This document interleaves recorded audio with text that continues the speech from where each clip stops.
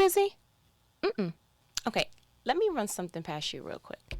Have you ever been at a job or been given a task, and when someone tries to give you a task that is not in your job description or is not normally something that you do, are you quick to say, oh no, that goes to such and such?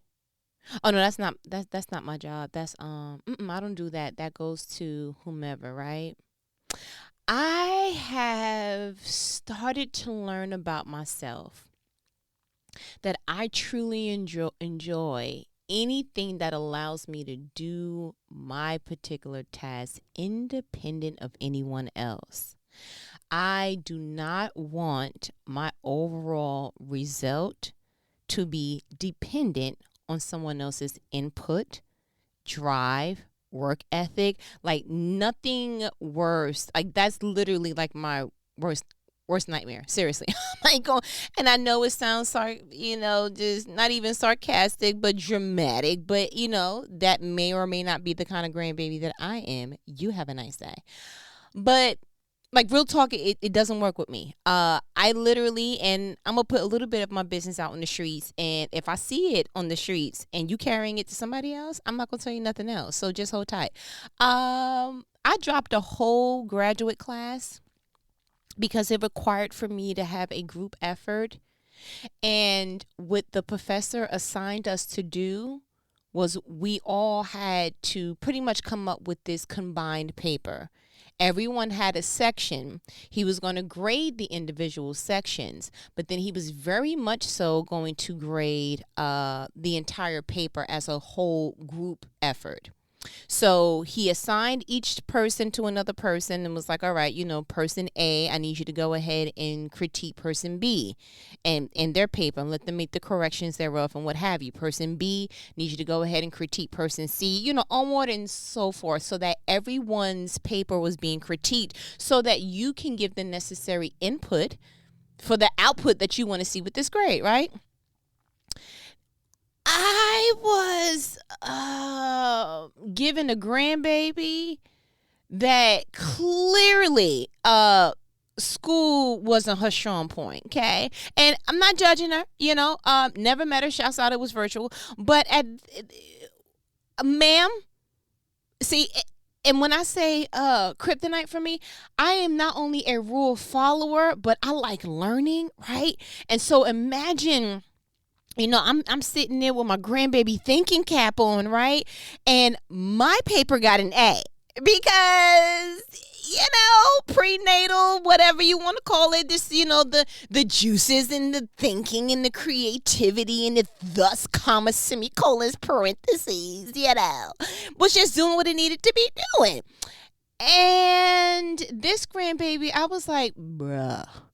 She didn't have the word count it was supposed to be. She didn't do it in the format it was supposed to be. And so I'm like, how? I was like one sentence short from telling her, clearly you crammed real quick like it was due at to midnight, and you was like, ooh, 11:57, I gotta write a paper today, I forgot. And so that's what happened. So won't you take this time to just take all the critiquing. Like, I literally felt like a teacher. I was like, so one, the word count isn't here. Two, there was some incomplete thoughts. I see where you were going, but you didn't arrive there. It must have been a gas issue. Three, bruh, your name is spelled correctly. Good job. Okay. The date. Look at you. But like I didn't. Is English your first language? Like I don't want to be that kind of grandbaby. But it was that level of like wow. And so I don't know what she got on her individual paper, but the overall group got a C, as in cat, as in I can't, as in Christ, as in corn on the cob, as in meow cat, as in everything that like I'm talking. When I tell you I was looking at C like, I'm sorry, are you looking for someone else? Because you can't. No, hi, I'm sorry, you are? Because I'm not familiar. You understand? bruh, I literally ran to the comic session for this professor, and I'm like, como se dice, porque, like, what happened? And he was like, you did an excellent job, but I see that in the rough draft, there really wasn't no changes on the grandbaby that you critiqued. So when you gave in the final draft, she didn't make any changes, and so that unfortunately negatively impacted the group. I said, bruh, send me her address. Because one thing you're not finna do, okay, is put anybody's colon, okay, none of that around me. Have a nice day. When I say on fire, I'm sending emails and I'm like, ma'am, did you not get the information, the critique that I sent you? She's not answering. So I was like, okay. So one time on me, she did it again, bro. I was literally having it did not work well for me. And I was like, you know what? I might go hold you. I'm out. No. You know what? It's been cool, but have a nice day. And I immediately realized that about myself. I've known that about myself when it comes to like group work. Like the moment that the professor or the teacher is like, all right, so I'm going to break. I'm like, no, please don't say you're going to break me off in groups. I'd rather you break me off a Kit Kat bar because I'm not interested. I can't. Because I literally, I need someone who's going. It's weird because when I was younger, I was the person that I was like, what y'all need? I need glue because I'm not showing up. But now that I'm actually paying for classes, no, I need everybody to be in this. I need all hands on deck. I need feet if it don't stink. Like we need all of this, right? And so I've learned that I am very serious about my work ethic. Probably more serious about anything that has to do with my name, my reputation, or me getting a positive outcome. Like if it's for a paycheck, okay, if it's for my grade, or if it's for me getting some form of an accolade, I'd rather do the information, the situation by myself. And I take very seriously when I'm assigned to something. So much so that if I'm assigned to it and I know that I'm assigned to it, you're going to have a hard time moving me. Because let me tell you something right now. This is my job, okay? And that's all you pretty much got to tell me, and I will hover over that thing, do it in excellence, no matter what it takes. I'm just that kind of person. And don't let me enjoy what I do. Oh, for goodness sake, it's just a thing. And I started asking myself, I said, for some reason, I guess because I'm in the midst of having my resume critiqued, and I guess I'm kind of looking at the trajectory in which my career has gone. And I asked myself, is there anything that you feel has held you back from where you want to be to where you currently are? Can you do a humble assessment of self and kind of tie in, these are some key things that may have held me back? I said, well, some of the things are in motion. I'm learning to wear a certain form of repellent when it comes to the workplace because feelings and profession, they just don't go together. They don't.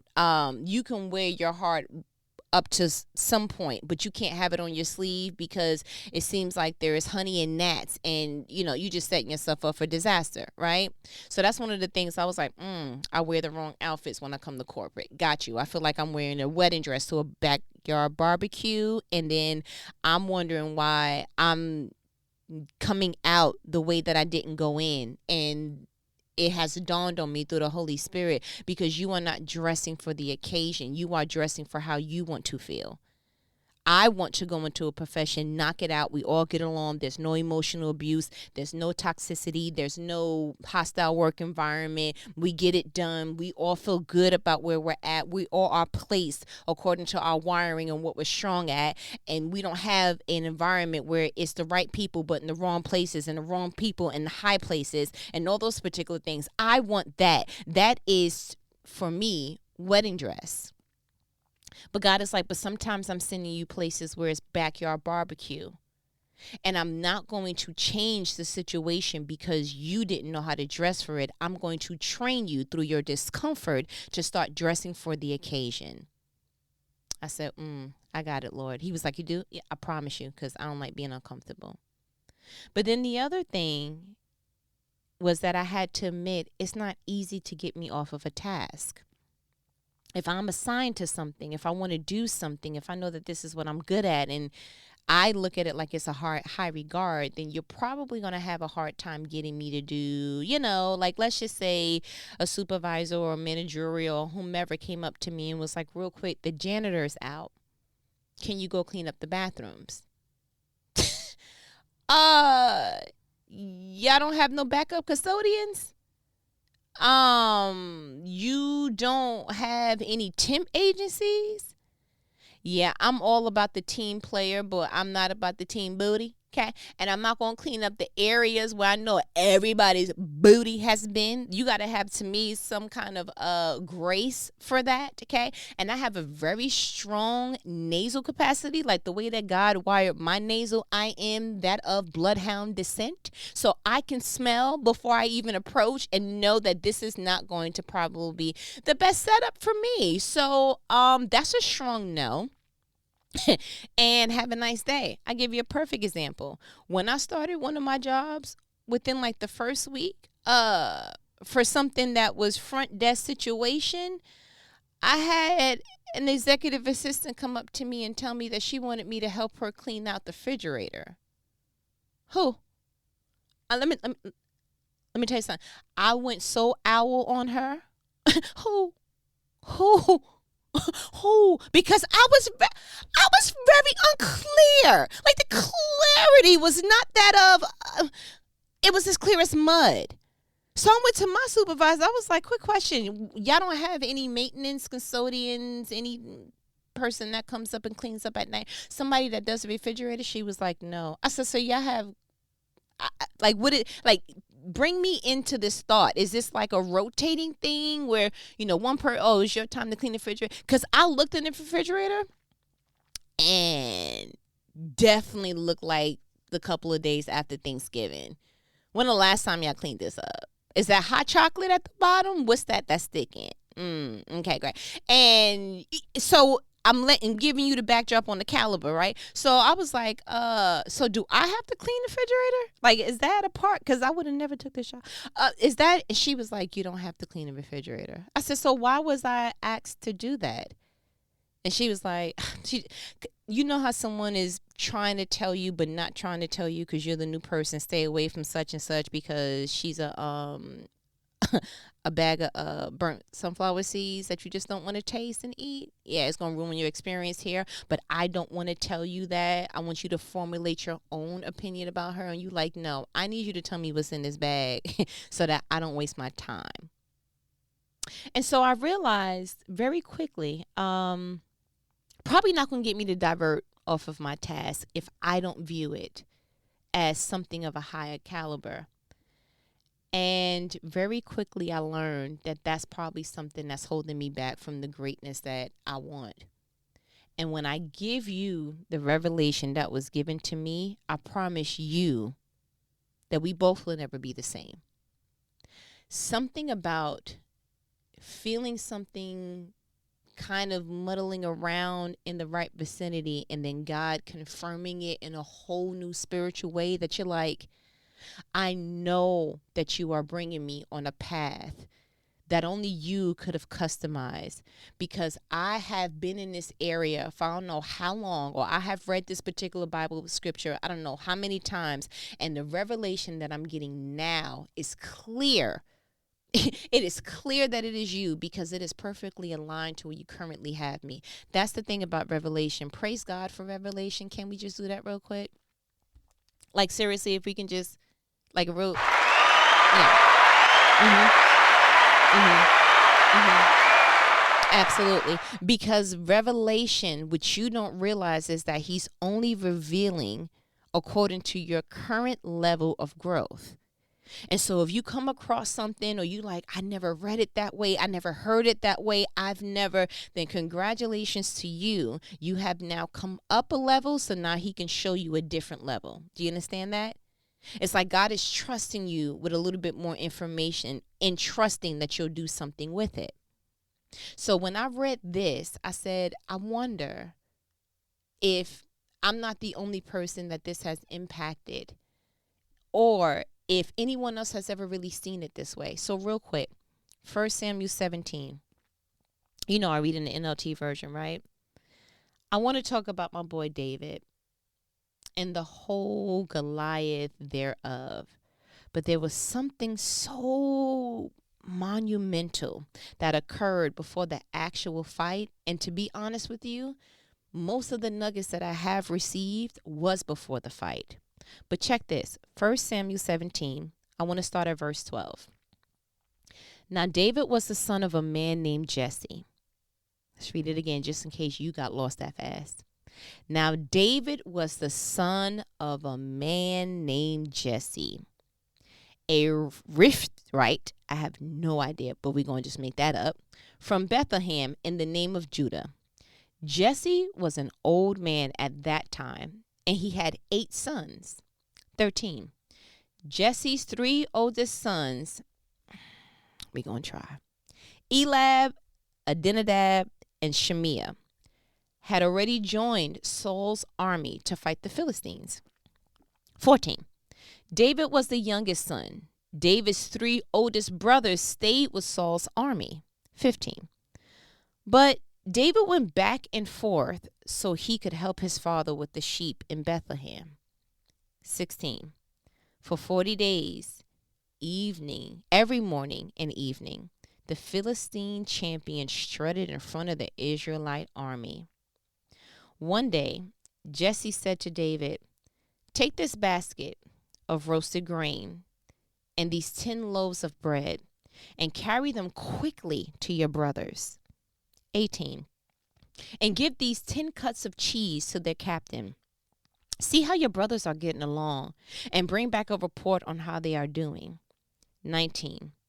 David's brothers were with Saul and the Israelite army at the valley of Elah, fighting against the Philistines. 20. So David left the sheep with another shepherd and set out early the next morning with the gifts, as Jesse had directed him. He arrived at the camp just as the Israelite army was leaving for the battlefield with shouts of battle cries. 21. Soon the Israelite and Philistine forces stood facing each other, army against army. 22. David left his things with the keeper of supplies and hurried out to the ranks to greet his brothers. 23. As he was talking with them, Goliath, the Philistine, champion from Gath, came out from the Philistine ranks.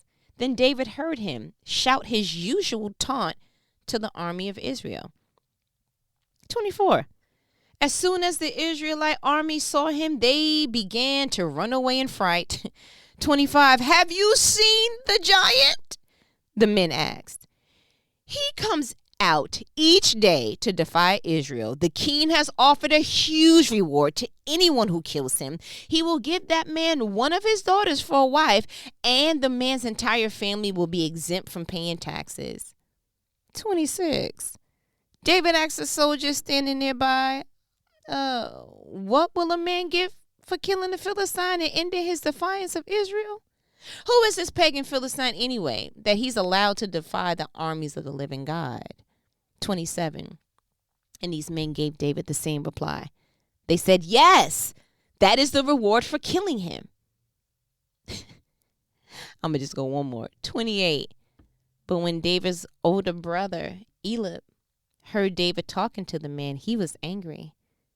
What are you doing around here anyway? He demanded. What about those few sheep you're supposed to be taking care of? I know about your pride and deceit. You just want to see the battle. 29. What have I done now? David replied. I was only asking a question. 30. He walked over to some others and asked them the same thing and received the same answer. 31. Then David's question was reported to King Saul, and the king sent for him. Pause. So much fruit right here. So much fruit. I'm going to go ahead and tell you something. At this point in juncture in David's life, he was anointed, but he wasn't yet called, right? But what got my attention that I've never seen before is that David was literally temp service. I have never heard anyone say it in this way, but it was like, wait a minute. That gives me a different kind of, okay, this gives me a different kind of perspective. So Jesse is his father, right? His father asked him to go out and go ahead and give out that particular David DoorDash situation, right? But what I have never seen is that when David described the sheep, he described it as my father's sheep.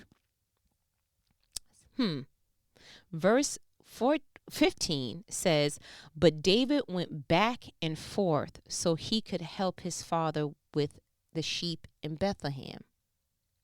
His father's sheep. It was amazing to me that even when he was letting Saul know, like, listen, I can do this, he had to remind him by what he actually was put in charge of. Because in verse 34, a little further down, it says, but David persisted. I have been taking care of my father's sheep and goats, he said. When a lion or a bear comes to steal a lamb from the flock, I go after it with a club and I rescue the lamb from his mouth. If the animal turns on me, I catch it by the jaw and I club it to death. Hold on. You doing a lot, sir, for something that is not yours. For David to take the role of just being a temporary fix so seriously, it's actually rewarding to read. Because let me explain something to you. If something was my father's, if something was, just put myself in David's shoes, if something was my father's, I'm not going ham like that.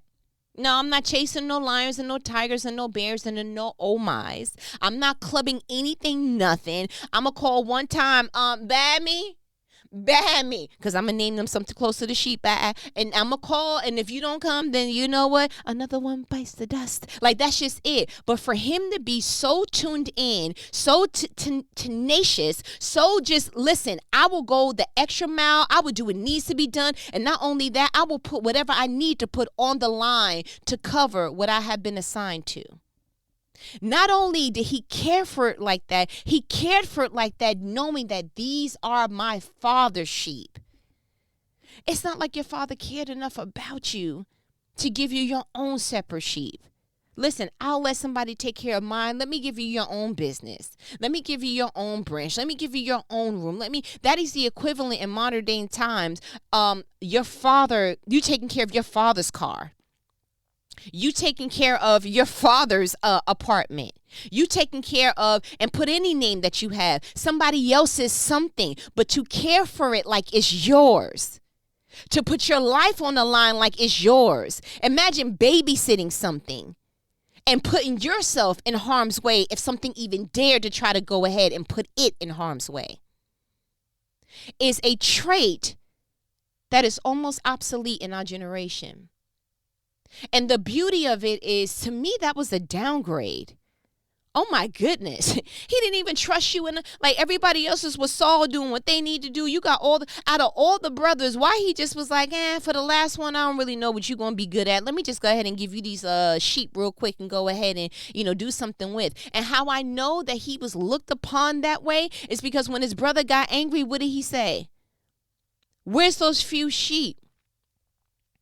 Like, literally, verse 28 says, but when David's oldest brother, Eliab, heard David talking to the men, he was angry. What are you doing around here anyway? He demanded. What about those few sheep you're supposed to be taking care of? What do humans do when they're usually angry? Tell the truth. Because you ain't nothing because at this point, anger, it prevents the screen door from being there. It busts the storm door wide open, and it's going to let everything in that people try to filter because they don't want to hurt your feelings. I think that's why the Bible was strategic enough to say that when he heard David talking to the men, he was angry. Because I think that at any given time, he probably wouldn't have said this, but the fact that he got angry, it's like, bro, I'm going to tell the truth. Where's those few sheep? So it is clear that amongst all the brothers, that even probably amongst Jesse, the father, that they knew that putting David in there to take care of the few sheep, the sheep that's not even his, the sheep that the father's like, listen, I'm too old now, because the Bible does highlight that for a reason. He's too old now to go ahead and be back and forth and prying open lions' mouths and doing all that. He ain't got the time for it. So, David, go ahead outside real quick and take care of my sheep. How low is that? But not only did you look at him in that way, you also decided, you know what, I'm going to have him go ahead and deliver some food to the sons that are doing something that's of a higher quality. So you didn't just say, hey, take this basket real quick and send it to your brothers. You let it be known, like, you're carrying something that I value, and you're going to bring it to people that I value more than you. One day, verse 17 says, one day Jesse said to David, take this basket of roasted grain and these 10 loaves of bread and carry them quickly to your brothers. 18, and give them these 10 cuts of cheese to their captain. See how your brothers are getting along and bring back a report on how they are doing.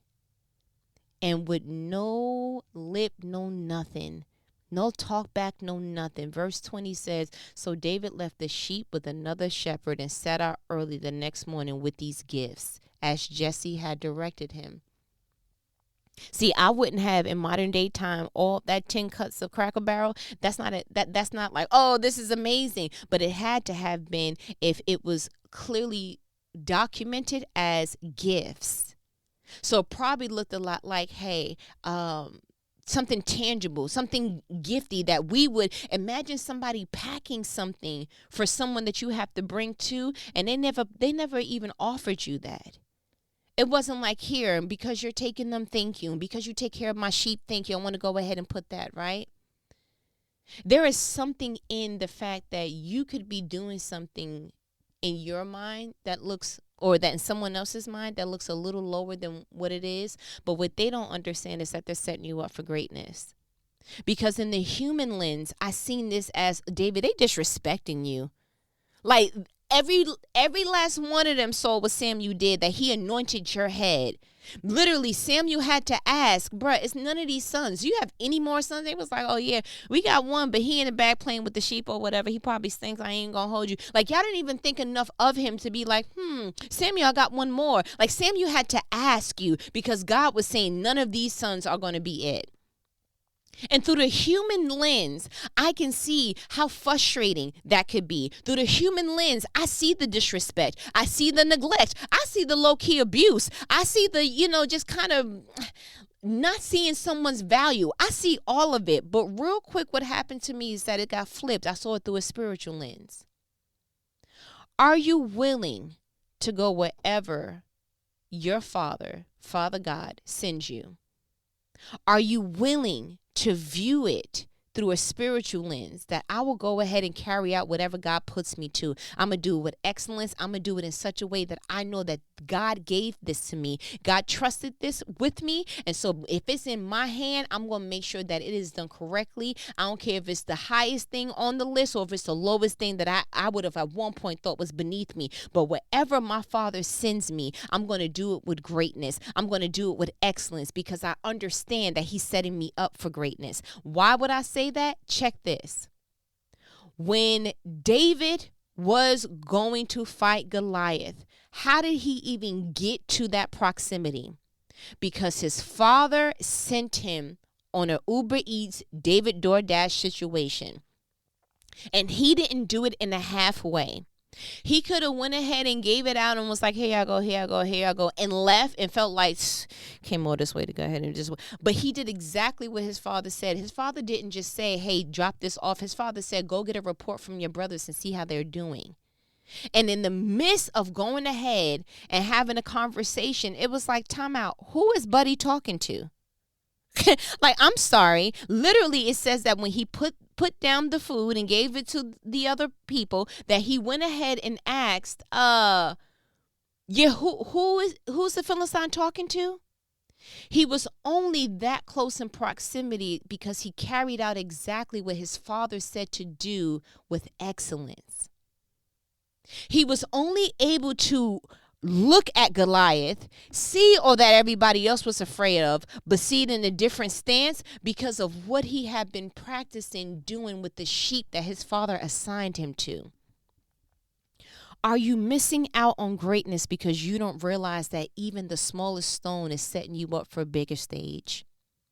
Are you missing up on the opportunity to be bigger and better than you ever have been because you don't like where God currently has you? And so you're flimsily getting through that, and you're complaining through that. And then you're like, oh, and then now he wants me to stop this and go over here. Oh, and now he has to. And so you're seeing each move as a disservice, as a, like it's just something that's just beneath you, as like, you know what, I could be doing something better, as if God doesn't understand how to orchestrate greatness. He's been doing it for a real long time. I don't know if you've noticed, but let's start at Genesis and kind of see that when he hovers over something, he pulls back in his earth now. Do you understand that?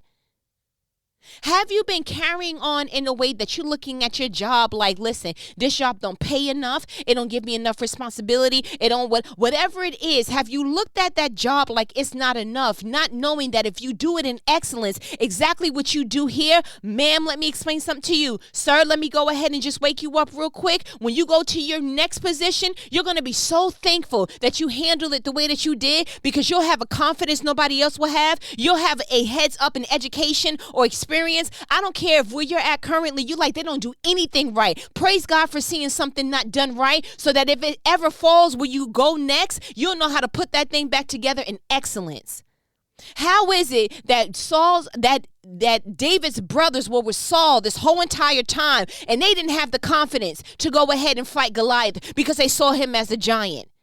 Meanwhile, back at the lab, David's like, yo, Goliath is nothing because of what I did with lions and what I did with bears. And if they turned on me, then I clubbed it. Like, yo, he got a set of skills in the field with the sheep that the brothers didn't have in the army with Saul.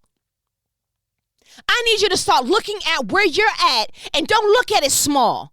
Don't look at it through an Elab mindset, where it's few sheep. No, you don't understand. I get my hands dirty in the field. I get a set of armor that you would never wear. That's why when Saul put his armor on David, he walked around and he said, I'm not used to this, because he knew how to stay true to himself. He knew I can only fight this when I feel comfortable, when I feel confident, and when I put on the thing that currently has you scared. I can't defeat my giant the way that you would have, because you can't even approach it the way that I am. There is something about looking at a small beginning and knowing this is just temporary. I know what I'm anointed to do. I didn't forget what God told me in the dark. I don't care what's happening in public. I know what God told me in private. I don't care what it looks like. Everybody else is booed up. Everybody else is having babies. Everybody else is. I don't care. Listen, I don't care about none of that, because I know that this is temporary. I know that I'm babysitting right now, but one day I'm going to birth. I know right now I'm counting other people's money in this particular position, but guess what? Next time I'm going to be budgeting my money. Like, it's okay. I remember personally being at a job and I deposit 6 figures, north of $1 million in the company account. And I held that receipt and I took a picture of it and I said, one day that I'm going to be depositing that in mine. Like, you got to start looking at some of the things in your life and going, no, listen, take care of that apartment. I'm talking about Mr. Clean. Like, I need people to be like, you know what, we could do a commercial in here. No, take care of that hoopty. No, ma'am, no, sir. Take care of that. Because let me explain something to you. Yeah, every time you look around, it's a money pit. You got to go ahead and get it fixed, and you got to go ahead and take it to mechanic. Let me explain something. You're going to be so good with listening to your new car that you're going to be like, it didn't make that sound before. What's that? Let me go ahead and I know what to do with this. And it's going to be things that you learn in the apartment, things that you learn in the hoopty, things that you learned in your prior relationships, things that you learned in dysfunctional families that's going to put you ahead of the game. Stop looking at it like it's a holdup. Stop looking at it like it's setting you back. What you don't understand is God is going to propel you forward, and it's all about the experience that you had, that you once looked at like it defied you, but you don't realize that it's defining greatness. You being set up, baby. Come on, you hear me? You being set up. And I hate to scream in your ear like this, but you should know by now, you being set up. Spoiler alert, it's a setup. It's a setup. Don't let nobody else make you look at yourself small. That's the one thing that I got from David. He ain't let nobody talk about his stuff in the way that looked crazy. What happened to your little sheep? Why you so mad at me? He ain't even addressed that. I'm not explaining nothing to you, sir, because I'm getting ready to approach something that you run from. You think I'm going to explain to you my mindset, what I do, how I, And thank God for Saul, because I think David only explained it to him because of hierarchy and respect. But buddy, I can't do it with your armor. Have a nice day. But David knew what he was doing. He counted the cost. He asked several times, what does somebody get? I want to see if it's worth my time. We had that conversation too, remember? To be able to look at something, define something, and be true enough to yourself to say, is this something that is worth my time? Because I believe if they would have just been, if he would have asked, so what happens if we kill the giant? They would have been like, oh, you just get 5 cuts of cheese, he would have been like, oh, so y'all boys be good. But when you start saying, yo, you about to take care of my family behind this, my whole family's not going to have to pay taxes.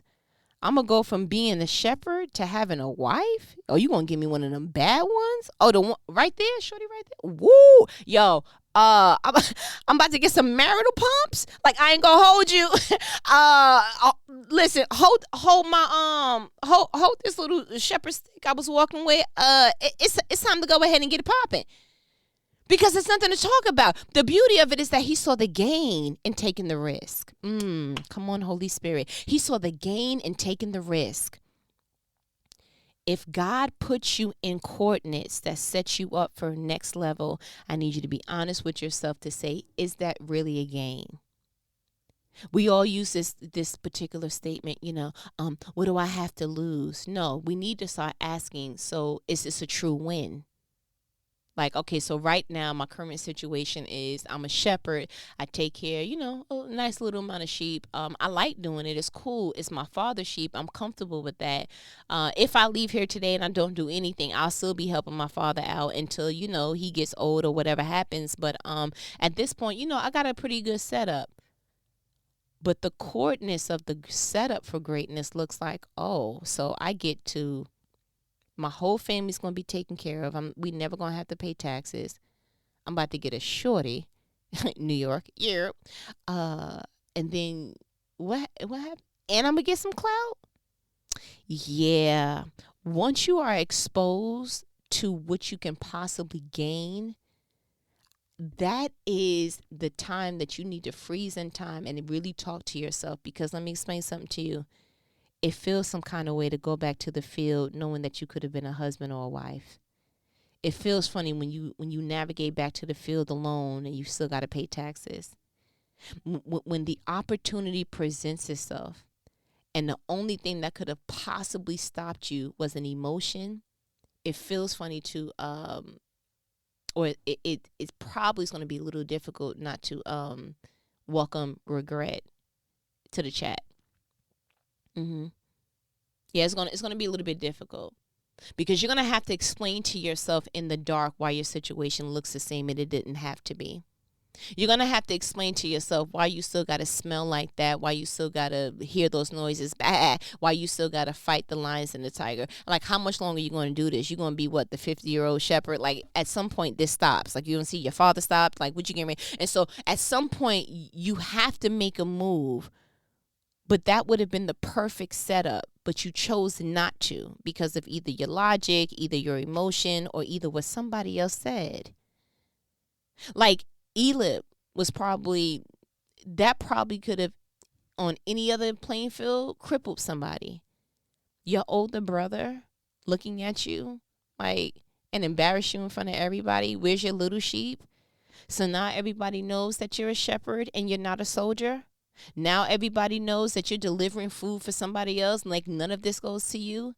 So literally the caliber set of respecting you went so low that people probably felt some kind of way, like, okay, excited that you may do something, but the fact that your brother exposed, like, yo, he pee in the bed at night, he got a few sheep, he ain't really, bruh, he ain't never seen a sword in his life. It's like, oh, so now the confidence that people may have had, because they describing to you what happened, like, oh, he'll get taxes and he'll get this. So they thinking like you could be the next. But your brother came along and was like, negative, younger brother, small sheep, few sheep, and ain't my father's. It's like, how many people would have crippled that, how other people would have viewed them? because of what somebody else said and reminded them of something that they feared being exposed in that particular way in the volume of people, yeah, a large percent of people would have walked away from that. What I want to drive home is that greatness is very, very, very strategic. It never really arrives at a perfected time. It never really shows up when you're like, yes, I was waiting. No, because God told me on Tuesday you was going to be here. But what I notice is that it's very strategic. It builds upon your prior experiences if you took full advantage of those experiences. Because if you just stayed at that job to complain, if you just stayed in that relationship to be abused, if you just went ahead and stayed in that financial rut because you know what, nobody else around you is making, then you wasted your experience and the setup for greatness. You're never even going to be able to identify it. Because without being a shepherd first and building the confidence to go ahead and be a shepherd that protects from lions and tigers and bears, that is the very confidence that he was able to go ahead and cut and paste and apply to the Goliath situation. When you look at how your family used to deal with money and how you felt as a kid with no money, and whatever your money and financial story is for your childhood and your life, it doesn't have to be that way in adulthood. So what would you learn? You will learn, I'm not going to splurge. My family didn't know anything about financial wisdom, so I'm going to go ahead and do that so I can build financial wealth. It's not just enough to say I'm going to build financial wealth. What information and education do you have to be able to do that? You've seen how your grandmother cursed out when she was upset, and then your mother cursed you out when she was upset. So how are you going to deal with your kids when it's time for you to go ahead and communicate with them? Is it just going to be because I said so? Oh, how did you view couples talking to each other? Do you have the vocabulary, the emotional intelligence, quotient, like whatever it is for you to be able to speak to somebody else when you're angry? Yeah, you're cool when you're happy, but do you know how to speak? Do you know how to articulate with very minimum words? It don't have to be a whole speech. What exactly is bothering you? Because it should be cut down into three things: what happened, how you perceived it, and what the solution is. And so if you can communicate those things without belittling, degrading, or doing anything that will make someone else feel small, then congratulations. In that particular setup, you have now entered the chat for being set up for greatness. You have to, and this is your challenge, start looking at where you're currently at and saying, I know for a fact that this is not my end goal. So clearly, God has me positioned here because there are some things here that I absolutely need from my next step, until I get to my final stage. And what I don't want to happen is that I get to my stage and I've realized that I skipped a step, and so my foundation is shaky. Because when God builds greatness, it builds upon each other. That's why when he said, let there be light, he didn't do that on day 5. Light was day 1. Then everything after that built on top of that. So if that's how God created the world, then that's how he's creating your greatness. Everything is building and building on top of one another. You want for things to be so foundational, so secure, so supportive that when he starts adding other things, building other things on your foundation, everything is secure because you didn't cut corners. You didn't complain in that relationship that whole time. Only you took notes and you were like, you know what? My next relationship, we're not going to play this game. If I already see, I'm going to recognize the red flags early, and I'm not going to make it 6 flags. I'm not going to make it fun. It's not going to be attractive. It's just something about, no, I'm going to identify them, and I'm going to bring it to the table and ask clear and concisely. I recognize this about you, and I know myself well enough to know that I don't pair well with that. Is that something that you think that you can search within yourself and start putting some things in practice and changing? And let someone be candid enough with you to be like, you too sensitive. That bothers you? That can't. Yeah, take that you too sensitive and raise him a yes, sir, and leave. When you have a female that you're like, listen, I feel like the way that you dress is not a presentation of like the person that I want to be with. It's not a jealousy thing. It's not a controlling thing. It's just that I love you and I don't want you portraying yourself like that. So is that something, do you feel like I'm asking too much? Because one thing for certain, two things for sure. What a man's not going to do is tell me how to dress. Absolutely. Listen, you can club every night. You just can't club every night and be with me. I mean, it's not an ultimatum because there's a zillion people on this earth. It's just a requirement in order for me to feel safe, secured, heard in my relationship. And one of the things that I'm asking is that it's not an every night thing. But what I don't want to do is feel like I'm trying to change somebody on the way of perfecting and myself and walking into my calling. I'm not dragging. There will be no wagons being dragged of anybody that don't want to walk side by side with me. Like, it feels different when you start recognizing, yeah, this may not be the career for me. So let me go ahead and do a strategic plan on how I'm getting ready to divert. And let me take a test. Let me see what works best for my personality type. Let me see, like, really, like, get to the root of it. And I know through us speaking, the Holy Spirit has gone ahead and showed you some stuff. But I need you to get to the root of whatever the issue is. And promise yourself that you're just not experiencing this just to experience it. This is what you need, because I promise this is one of the building blocks for greatness. I promise you're going to look back on this and be like, who knew that being with Buddy was going to make me so appreciate my husband? Who knew that truly everybody's not a fibber? And so I can trust that when old girl says she's not hanging with her girls, that I don't got to check all her social media platforms. Who knew that I can actually do great work and be recognized for it and get paid for it? This is amazing. What is this thing called? Growth, greatness, God-led. Do you understand that? Did you get the challenge? Seriously. Write down what it is that is currently uncomfortable. And I need you to be a student of it and document everything that you possibly can learn from this situation. And I promise you, once you learned everything that you need from this particular class, God will promote you. But just know that there's other classes ahead of you before you get to graduation. Do you understand that? But all right, listen, I feel like you got what you needed, okay? You know what these conversations are. They are life-provoking conversations that not the average person's going to have with you, but who? Your favorite homegirl, Kay. But I'm going to go ahead and let me go because I got to go finish washing the rest of these clothes. And so you be good. Keep your phone nearby because I do have something I want to say to you, okay? Talk to you later. All right, later.